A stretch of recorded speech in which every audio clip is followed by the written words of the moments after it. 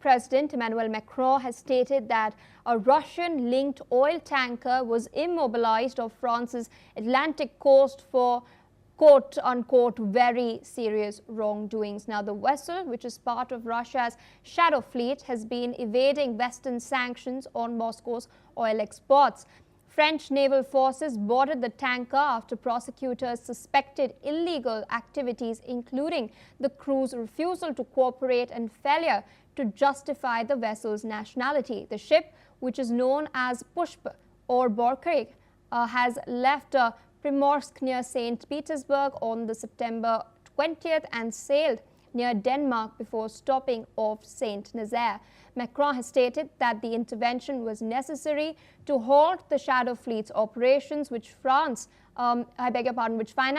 roughly 40% of Russia's war effort. Now, between 600 and 1,000 ships continue transporting Russian oil and gas despite sanctions. Meanwhile, Danish Prime Minister has confirmed that ongoing concerns over drone incursions and shadow fleet activities in the Baltic Sea are being discussed in Copenhagen. Investigations are continuing as authorities are providing food and fuel to the crew on board. Still with us on the broadcast is Professor Andrew Latham. So with this now, the EU is clearly targeting the Russian energy sector. Are we likely to see other countries take similar actions, and how will this impact Russia's economy at large? Well, it has the potential to have a massive impact on Russia's war effort. It is financing it through these sales on the international market of oil and natural gas. But there are two elements to this shadow fleet. On the one hand, it is the mechanism by which Russian oil products are exported. It's not the only one. There are some pipelines, but it's a major one. And the fact that the French in particular are getting serious about this suggests that finally Europe is waking up to the fact that it's dependent on Russian oil, and that unless it weans itself off Russian oil, there's no way to turn off the spigot, as it were.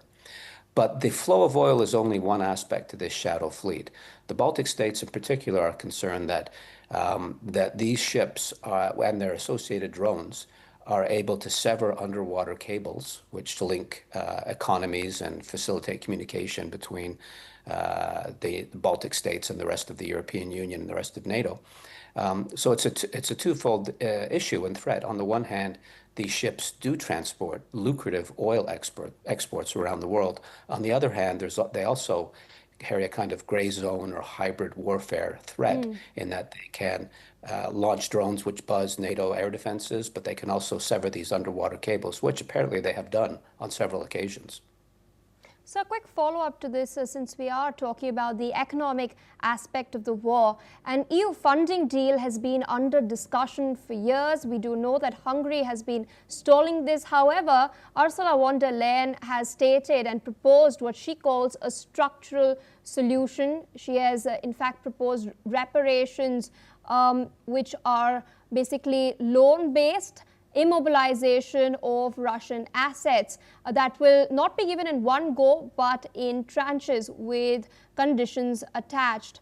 However, some contend that this tranche will not help Ukraine in securing its borders in the short term. Do you concur?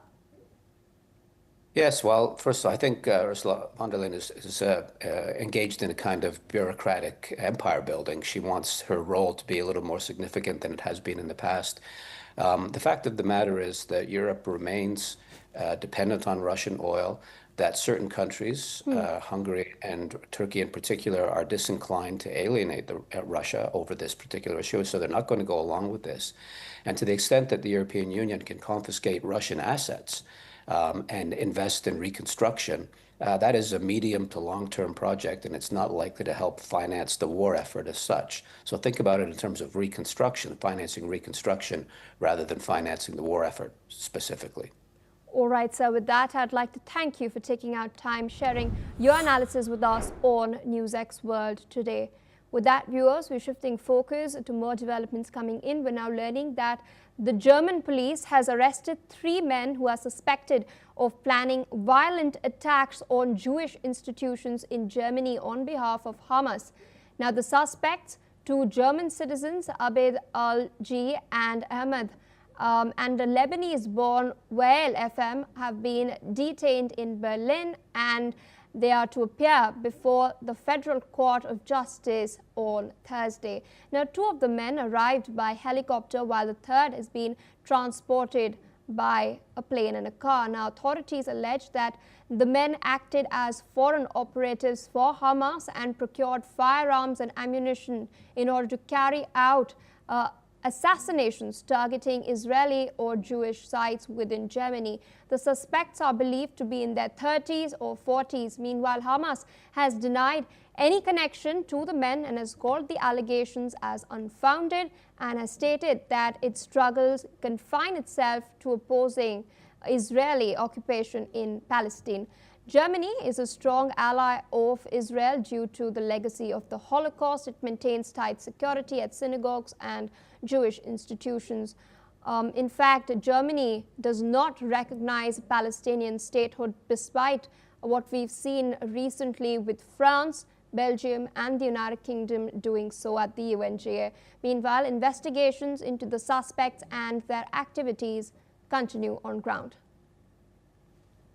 With that, viewers, we're shifting our focus to some breaking developments coming in from the United Kingdom. Now, in response to the synagogue attack in Manchester, UK Prime Minister Keir Starmer has stated that he will chair an emergency COBRA meeting, for which he will come back from Copenhagen, leaving European leaders meeting. Starmer has also stated that additional police assets are being deployed to synagogues across the country, and he's also said that the UK government will do everything to keep the Jewish community safe.